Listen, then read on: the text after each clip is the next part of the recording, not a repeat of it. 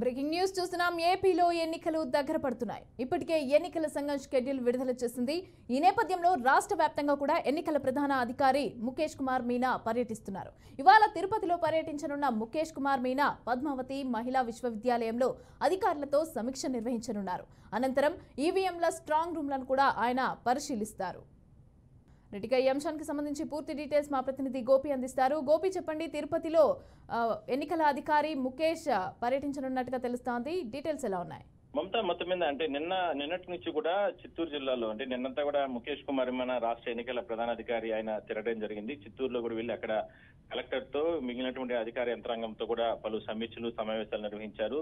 అయితే చిత్తూరుకు సంబంధించి అక్కడ అంటే జిల్లాకు సంబంధించి 7 నియోజకవర్గాలు ఎటువంటి కార్యక్రమాలు చేయాలి, ఎందుకంటే చాలా తక్కువ సమయం ఉంది కాబట్టి పోలింగ్ సంబంధించినటువంటి విషయాలు కావచ్చు, లేదంటే కౌంటింగ్ సంబంధించినటువంటి ఆ సమయంలో తీసుకోవాల్సిన జాగ్రత్తలు, అదేవిధంగానే పోలింగ్ రోజు తీసుకోవాల్సిన జాగ్రత్తలు అంటే ఈవీఎంలో నిన్నంతా కూడా ఆయన చిత్తూరులో పర్యటించి అక్కడ పరిశీలన చేయడం జరిగింది. అక్కడ స్ట్రాంగ్ రూమ్స్ అవన్నీ కూడా పరిశీలన చేశారు.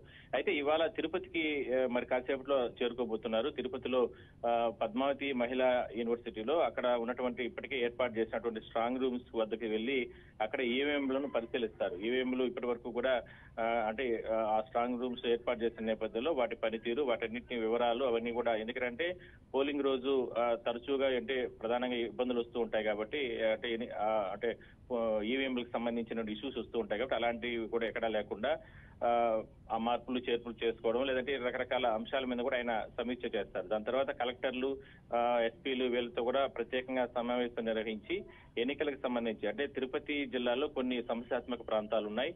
తిరుపతి కావచ్చు, చంద్రగిరి కావచ్చు, లేదంటే సత్తివేడు లాంటి ప్రాంతాల్లో పోలింగ్ సమయాల్లో చాలా రకాలుగా గతంలో ఇష్యూస్ చోటు చేసుకోవడం జరిగింది. వాటిపైన కూడా సమీక్ష చేసి ప్రాంతాల్లో ఎటువంటి చర్యలు తీసుకుంటున్నారు అనే దాని మీద కూడా కలెక్టర్లు ప్రశ్నించే అవకాశం ఉంటుంది. దానికి వివరణ కూడా కలెక్టర్లు ఇచ్చే అవకాశం అయితే ఉంటుంది. అయితే ముఖేష్ కుమార్ మీనా వస్తున్న నేపథ్యంలో ఇప్పటికే అంటే జిల్లా యంత్రాంగం అంతా కూడా నిన్నంతా కూడా చిత్తూరు జిల్లాలో అక్కడ యంత్రాంగం అంతా కూడా అన్ని ఏర్పాట్లు చేసి సమీక్షలు చేసుకున్న తర్వాత ఇవాళ మరి కాసేపటి ఇక్కడ చేరుకోబోతున్నారు కాబట్టి ఇక్కడ తిరుపతి కలెక్టర్ గాని, ఎస్పీ గాని వీళ్ళు కూడా పద్మావతి మహిళా యూనివర్సిటీకి చేరుకోవడం జరిగింది. ఇక్కడ ఈవీఎంలకు సంబంధించి ఇప్పటికే భద్రపరిచినటువంటి ఈవీఎంలు వాటిని కూడా ఓపెన్ చేసి అంటే అధికారికి అంటే ఎన్నికల అధికారికి చూపిస్తారు. దాని తర్వాత సమీక్షలు సమావేశాలు జరిగిన తర్వాత తిరిగి వెళ్లే అవకాశం అయితే ఉంటుంది. అందులో భాగంగానే ఇవాళ గత కొద్ది రోజుల నుంచి ఎవరైనా సరే అంటే మిగిలిన అంశాలు అంటే రాజకీయ పరంగా అంశాల మీద కూడా ఆయన చర్చించే అవకాశం అయితే ఉంటుంది.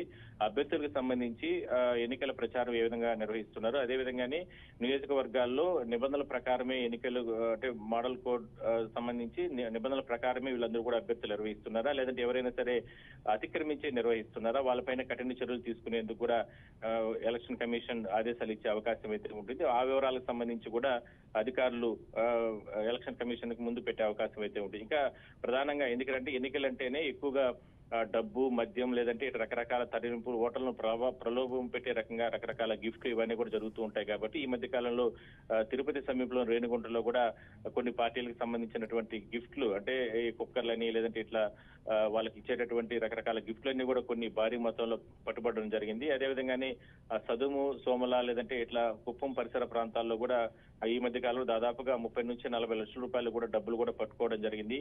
దానికి సంబంధించిన వివరాలు కూడా అలాంటివి పునరావృతం కాకుండా దానికి సంబంధించిన వివరాలు కూడా అధికారులు ఎలక్షన్ కమిషన్ ముందుకు పెడతారు, ఆయనకు వివరిస్తారు. దాని తర్వాత రాబోయే రోజుల్లో ఎటువంటి తనిఖీలు చేపట్టాలి, ఎటువంటి ఓటర్లకు సంబంధించి ప్రలోభాలకు గురి కాకుండా ఎటువంటి చర్యలు తీసుకోవాలి, మరోవైపు 13వ తారీఖు జరిగేటటువంటి ఎన్నికలకు సంబంధించి ఆ రోజు ఎంత ప్రశాంతంగా ఎన్నికలు నిర్వహించాలనే దాని మీద కూడా ఆయన సమీక్ష చేసే అవకాశం అయితే ఉంటుంది. Mamata. Right, thank you Gopinath.